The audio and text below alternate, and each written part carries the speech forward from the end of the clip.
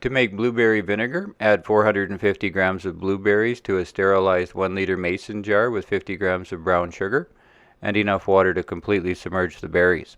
When we make blueberry vinegar, we ferment the sugar and the berries and add a little extra sugar to jumpstart the process, which produces alcohol and carbon dioxide, so leave a little room at the top for the gas to escape.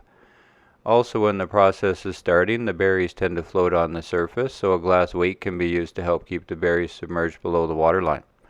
Next, cover the top of the jar with a coffee filter to keep the bugs out, but still allows the natural yeast in the air to start the fermentation. Then allow the ferment to continue at room temperature.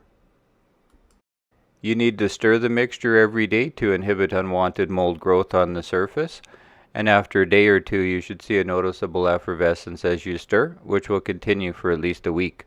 The effervescence will begin to subside shortly after that, signaling the fermentation is slowing down and the alcohol is ready to be turned into vinegar.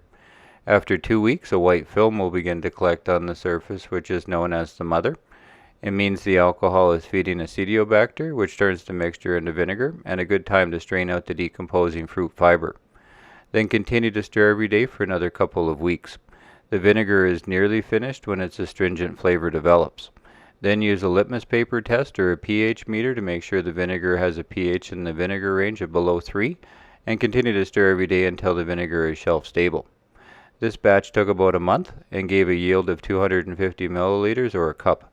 Stored in an airtight container in a cool, dark place, blueberry vinegar will last a very long time because it is difficult for most harmful pathogens to grow in strong acidic conditions.